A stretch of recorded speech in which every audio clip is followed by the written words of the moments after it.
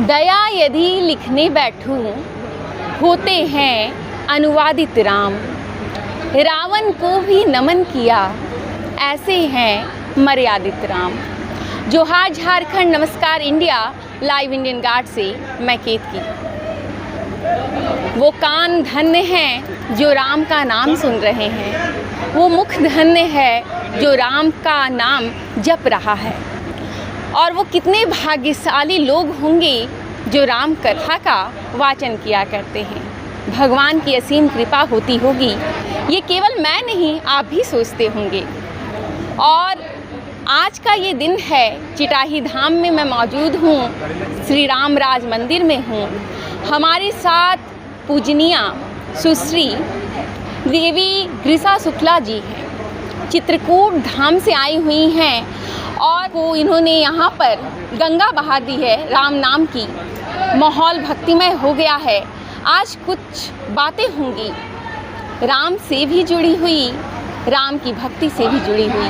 प्रभु श्री राम के नाम के साथ मैं शुरू करना चाहती हूँ आज के इस वार्तालाप को। जय श्री राम। जय श्री सीताराम। कैसी हैं आप? बहुत आनंद में, रघुनाथ जी की कृपा से। कोयलांचल कैसा लग रहा है? बहुत अच्छा लग रहा है। एक कहते हैं ना कि यहाँ पर आकर, यहाँ पर लोगों से मिलकर बड़ा ही आनंद आ रहा है हमको तो। जी। कब पहुँची यहाँ कोयलांचल आप? 9 तारीख से हमारी कथा प्रारंभ हुई है, तो हम 8 को ही आ गए थे। इससे पहले भी आई थी कभी? इससे पहले धनबाद हम नहीं आए हैं, ये हमारा पहली बार है।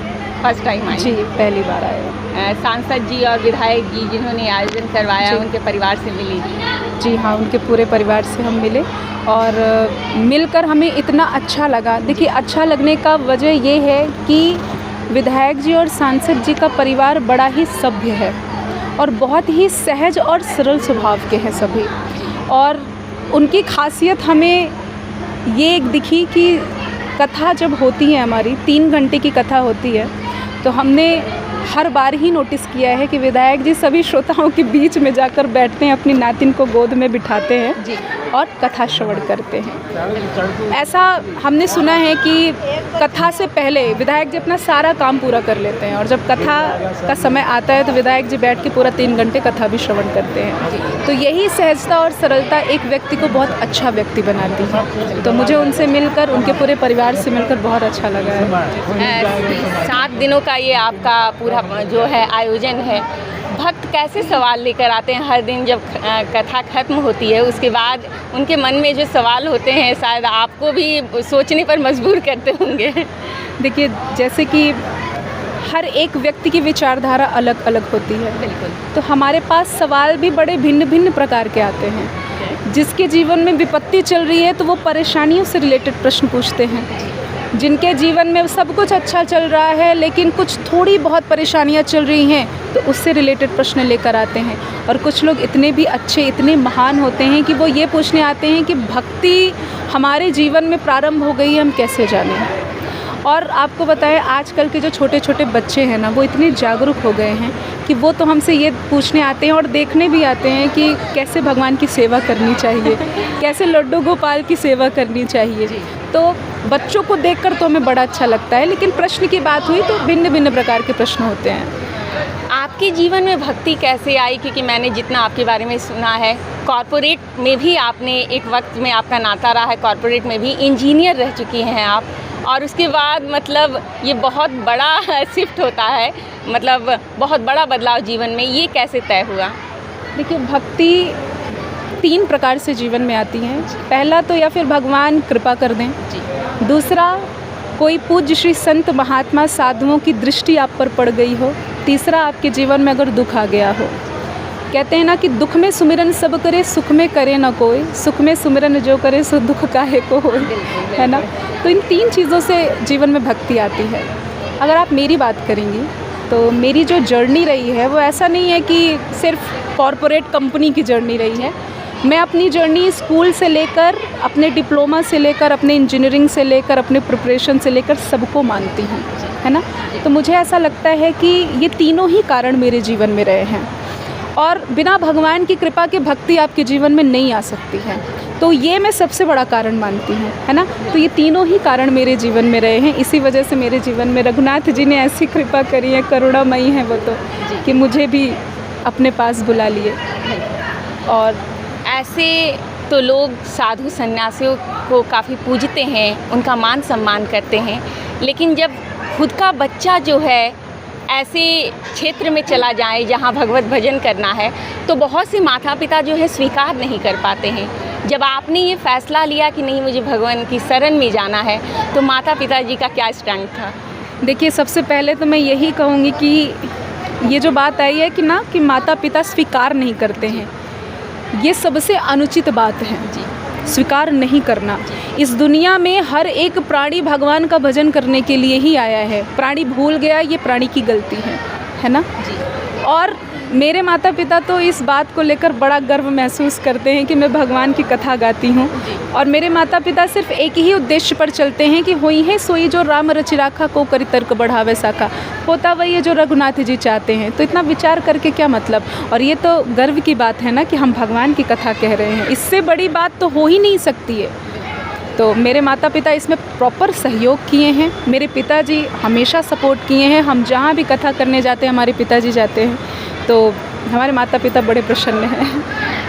आपके जीवन में कभी कोई ऐसा क्षण, वैसे तो बहुत क्षण आए हुए होंगे, लेकिन कोई ऐसा क्षण जो आप हमारे साथ शेयर करना चाहें, जब लगा हो कि श्री राम ही है केवल जिन्होंने हाथ थामा है?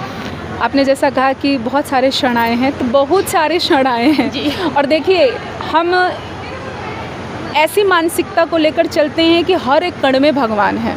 तो हमारे जीवन में जो कुछ भी हो रहा है भगवान की ही कृपा से हो रहा है ना।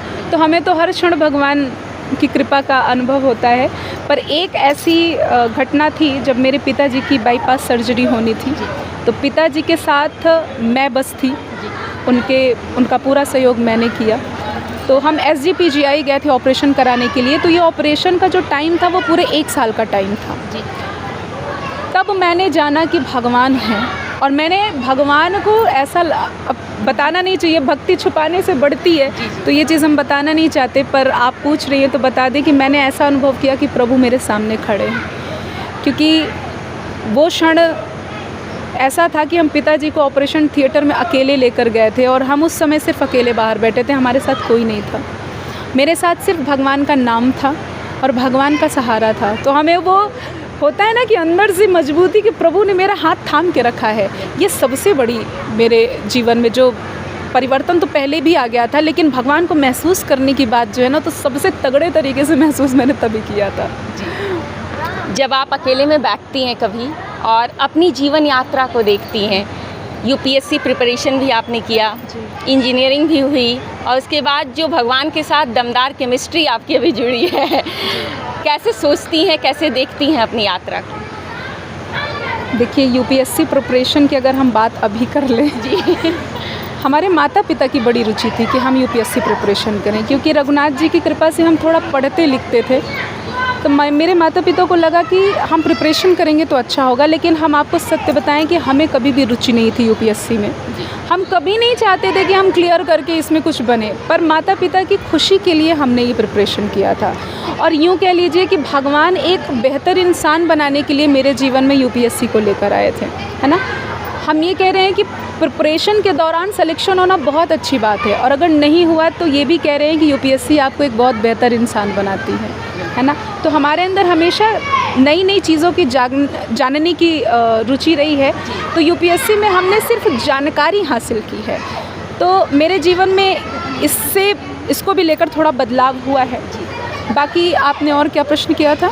आप क्या सोचती हैं जब अकेले में बैठती हैं और अपनी यात्रा को देखती हैं? देखिए, जब हम अपनी यात्रा को देखते हैं तो हमें यही लगता है कि कहाँ दर दर भटके और फिर लास्ट में जाके भगवान अपने पास बुलाए हैं। तो जीवन में भटकना ऐसे कि भगवान की शरण में हम पहले भी थे, लेकिन पूर्णतः अपने आप को हमने समर्पित नहीं किया था।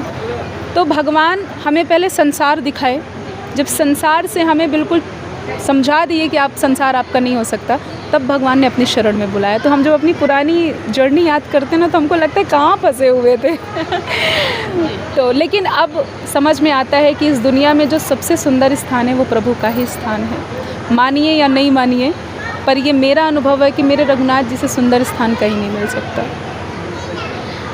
आज का युवा मन जो है करियर को लेकर बड़ा चिंतित रहता है कि कुछ ऐसा जो है, कुछ ऐसी जॉब लग जाए कि पैसा सिक्योर हो जाए और फ्यूचर भी सिक्योर हो जाए। करियर का चुनाव करते वक्त किन बातों का ख्याल रखना चाहिए? देखिए, करियर बहुत इम्पॉर्टेंट चीज़ है। तो सबसे पहली बात कि करियर का चुनाव करना है तो सबसे पहले अपनी रुचि देखिए। बिना रुचि के अगर आप कहीं भी कदम बढ़ाएंगे ना तो आपको कहीं ना कहीं उसमें उतार चढ़ाव मिलेगा और कहीं ना कहीं निराशा मिलेगी। तो पहले आप अपनी रुचि को देखिए। और सबसे अच्छी बात तो ये है कि आज हम जिस युग में हैं, माता पिता बड़े सपोर्ट कर रहे हैं ना। माता पिता पहले बच्चे की रुचि देखते हैं, उसके बाद बच्चे आगे बढ़ते हैं। तो पहले बच्चों को रुचि देखनी चाहिए, उसके बाद वो अपने करियर का चुनाव करें। एक और सवाल, क्योंकि आजकल शादी ब्याह की परिभाषा जो है वो बदल गई है थोड़ी सी।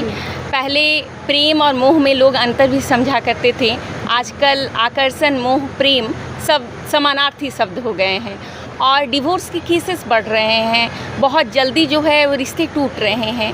युवाओं को किन बातों का विचार करके ये फैसला करना चाहिए कि मेरे लिए जीवन साथी जो है वो ये अप्रोप्रिएट है? आइडियल जीवन साथी की परिकल्पना क्या होनी चाहिए?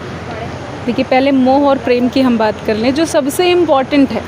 जीवन को अगर सही तरीके से जीना है तो मोह और प्रेम समझ जाइए पहले।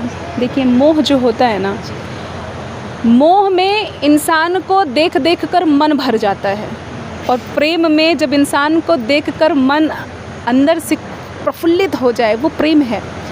मोह में सम्मान चाहने की आशा होती है कि वो सामने वाला हमारा सम्मान करे, लेकिन प्रेम में सम्मान देने की बात होती है, हम सम्मान देते हैं। मोह में सबसे बड़ी बात ये है कि ये कहा जाता है कि तुम मेरे हो, है ना। हम किसके हैं ये भी कंफर्म नहीं है, कि तुम मेरे हो ये मोह है।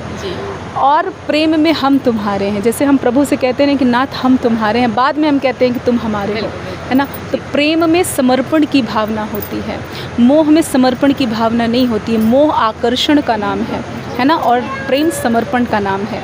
तो सबसे पहले बात कि मोह में आकर विवाह ना किया जाए। आज की डेट में जो डाइवोर्स के केसेस हो रहे हैं ज़्यादातर, वो कहीं ना कहीं आकर्षण की वजह से विवाह हो रहे हैं, है ना।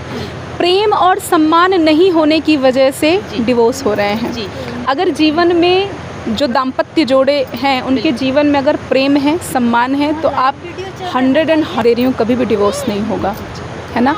तो कभी भी अपने जीवन साथी का चयन करिए तो आकर्षण देखकर बिल्कुल मत करिए। पहले आप अपने मन को टटोलिए कि आपके अंदर प्रेम है या मोह। प्रेम है तो आगे बढ़िए, मोह है तो किसी का जीवन बर्बाद मत करिए और पीछे चले जाइए। जीवन की खूबसूरती आपको क्या लगता है किस में है? वैसे तो आप कहेंगी भगवत भजन में है, बिल्कुल बिल्कुल। आज का युवा कैसे भक्ति से जुड़े, क्योंकि चाहिए उसे भगवान चाहिए, मोक्ष का लालच है उसे, लेकिन समय नहीं मिलने का बहाना भी है। देखिए, मानस जी में बहुत सुंदर कहा गया है कि इस कलिकाल में आप जप तप योग नहीं कर सकते हैं। इसीलिए मानस जी में कहा गया है कि कलयुग केवल नाम आधारा, सुमिर सुमिर नर उतर ही पारा। कुछ मत करिए, नाम लीजिए, है ना। हम कह रहे हैं कि आप बहुत व्यस्त हैं, लेकिन आपका मुख तो फ्री है ना, आपका मन तो फ्री है ना। हम कह रहे हैं कि मुख भी फ्री नहीं है, बोलने का बड़ा काम है, मन तो फ्री है ना। मन से निरंतर नाम जपते रहिए, भगवान अपनी शरण में अपने आप ही बुला लेंगे। तो यही फॉलो करना चाहिए, यही फॉलो करना चाहिए। अंतिम सवाल आपसे ये रहेगा, जो दर्शक श्रोता आपको देख और सुन रहे हैं उन्हें क्या कहना चाहेंगे? मैं यही कहना चाहूँगी कि भगवान का भजन करिए। और मैं अपने अनुभव से कह रही हूँ कि जीवन में कुछ आपका साथ नहीं देने वाला भगवान के सिवा।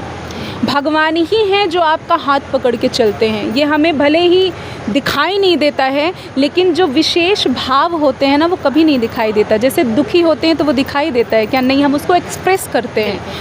जब आप खुश होते हैं तो दिखाई नहीं देता, उसे एक्सप्रेस किया जाता है। उसी प्रकार से भगवान जब हाथ थामते हैं ना, दिखाई नहीं देता, लेकिन वो हमें समझ में आता है। तो मैं सबसे यही कहना चाहूँगी कि भगवान से जुड़ें, भगवान का भजन करें। सबसे बड़ा आनंद प्रभु के चरणों में ही है। धन्यवाद आपका। Thank you. तो मेरे लिए ये यात्रा एक पड़ाव की तरह है। यात्रा अभी भी अधूरी है, मुझे इंतज़ार है दूसरे पड़ाव का।